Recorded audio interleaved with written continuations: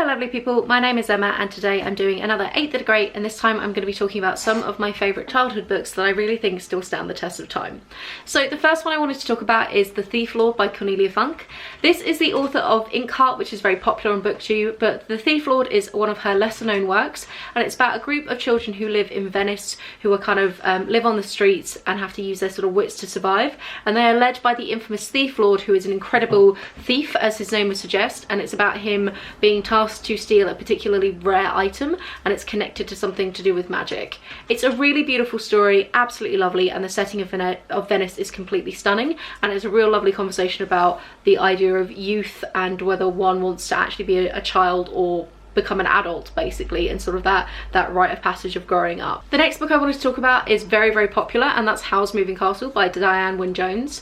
This is so popular because of the Studio Ghibli film, which is also stunning, and this is a wonderful fantasy, and it's about a young girl called Sophie who is cursed by a witch so that she looks rather old, and she ends up going to work for the infamous wizard Howl, who lives in a castle that kind of moves around, and it's about all the shenanigans that they get up to. The Studio Ghibli film is absolutely stunning, but I really do enjoy the book. I think it's really fun and zany, and it is book 1 of a trilogy that I would definitely recommend. Book 2 and book 3 kind of spear off with other characters, but then you get the recurring characters of Sophie and Howl appearing, and it's really good fun, a lovely kind of middle grade read. Book 3 is actually an entire series, and it's by Jonathan Stroud. Now I can't actually remember what the series is called. I think the first one's called The Golems Eye, and this is a fantastic, very cool fantasy series that's set in kind of an older London, and it is about a world where wizards are kind of major parts of the government, and it is a young wizard apprentice who summons a demon and then basically gets himself into lots of horrible trouble. And what's really fun about it is it's told from 3 different perspectives. You've got the apprentice, you've got this sort of streetwise, plucky young woman who gets kind of wrapped up in all of their sort of problems, and then you've got the demon himself, Bartimaeus, who is absolutely hilarious. The voices are really strong through it, and I really enjoy the fact that Bartimaeus has all these little footnotes which are like funny asides to the reader.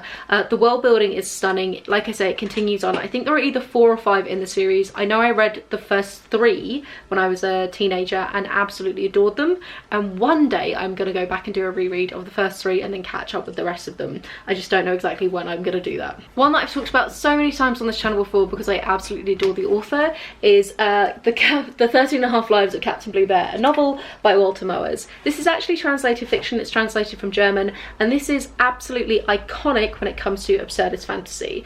This is set in the wonderful world of Zamonia, and it follows our fabulous main character Bluebear about his 13.5 lives. So you start with him basically on a tiny little ship which is mini pirates, and they're looking after him. They abandon him on an island filled with hobgoblins where he must cry for them on command so that they don't eat him. At one point he ends up living in the lost city of Atlantis. He gets trapped in the middle of a tornado and finds that there's this whole civilization of entirely old people who have also got trapped in there. It's just the most wacky, ridiculous, fantastic series. If you're a fan of Terry Pratchett or Tom Holt, you must check out Walter Moers. It's beefy, but it also has some really lovely illustrations in it. So there's all sorts of funky stuff that it does with kind of the colours of things, you can see here as well. And I've reread it so many times. It's wonderful. And if you do enjoy it, there are more in the Zamonia series that I've now been reading as an adult, and I can say that they totally stand up to scrutiny as well. It's a great series regardless of how old you are. The next one is one of my all-time favourite trilogies ever, and that is His Dark Materials trilogy by Philip Pullman. Again, this is a very well-known one. It's had multiple adaptations, but it's essentially about a parallel Oxford where people's souls are kind of living embodiments of animals in front of them, and children's animals can change shape, but once they become adults it becomes fixed, and the way that it's fixed is something about kind of your personality, your inner self, your soul as such. And we follow Lyra, who is this plucky young girl who lives in one of the Oxford colleges, and she gets embroiled in this really elaborate scheme. She goes up to the north and meets kind of iron bears and armoured bears, and it's all very exciting. And then, like I say, it is part of a trilogy, and book 2 and book 3 are wonderful. We get some introductions of really amazing characters. It's doing a lot of really big questions when it comes to kind of religion and the state, and it's got a lot of really big themes in it, despite the fact that it's actually aimed at children. And I love the conversation about what the daemons actually mean and how they kind of reflect your inner self and sort of the way that that works within the world building.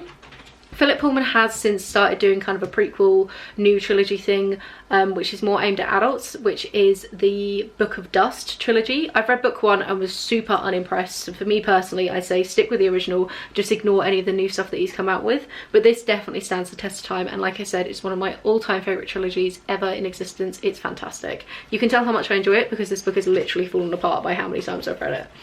One where I have some of the original covers, and they really don't make covers like this anymore, is Artemis Fowl by Eoin Colfer. This, I'm sorry if I'm going to be blinding anybody watching this. This is a fantastic, again, everything on this list is basically fantasy. I was super into fantasy as a kid. And this is about a young boy who realises that there is a world of the fairies that live below us, and he tries to capture one to hold them ransom. He's like a boy genius, he's incredible, and it's about him facing off with this world of the fae, but it's not as you would imagine, and the person who he captures is actually a member of like the fairy police force, and there's all sorts of really fun ways it kind of plays with classic tropes of fairy tales of centaurs and goblins and the fairies in general and elves, and basically how it sort of reimagines them. Like I said, it's part of a series. I read the first 4 as a kid, and I think they're up to 8 or 9 now. I've no idea what the quality's like later, but these are a really fun reread, very light middle grade if you are a fan of middle grade, and are fantastic. Also, they have really great like strong female lead rep. I absolutely love Holly Short, who is the kind of police fairy that gets captured. She was like absolute hero of mine when I was a kid, so wonderful for that reason too. A classic that I think is fantastic for children, was definitely a childhood favourite of mine, is Jack London. This one's The Call of the Wild, but White Fang could equally be a place here, and these were written I think in the very, very early 1900s, and both of them are set in the time of kind of the Great Gold Rush up in more of the I think Canada or the northern states of America, I can't quite remember which, but basically both of them are focused on either a wolf or a dog, and it's kind of told from the animal's point of view, and it's about their experiences living up north and being kind of involved as like one of the sled dogs or in kind of dog fighting rings, and they're really, really lovely. I mean, this is a very kind of similar sort of story to something like Black Beauty, where you are again in the head of the animal, and I just think they're wonderful. I loved dogs as a kid.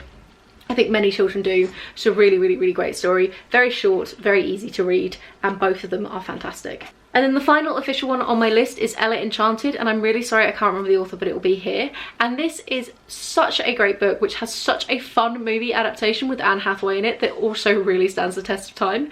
And this is about a young girl who is basically accidentally cursed by a fairy who tries to give her the gift of obedience, but in doing so means that she has to obey every single command that she's given. And it's about all of the kind of interesting ways that she tries to get around these commands and the ways that these commands are used against her. And again, it's set in kind of a fantasy world where we have ogres and witches and fairies and all sorts of things like that, and it's just about her journey, and she ends up kind of interacting with the prince and the royalty of the time. I don't want to say too much because I don't want to spoil it, but it's just so much fun, and I loved Ella as a character. I love the way that she kind of kept her independence and her personality, even though she literally had to obey every command that she was ever given. It's kind of a Cinderella retelling because there is like a stepmother and some horrible ugly stepsisters that come in, but and obviously it's called Ella Enchanted, but it's kind of playing around with something more interesting than your standard Cinderella trope.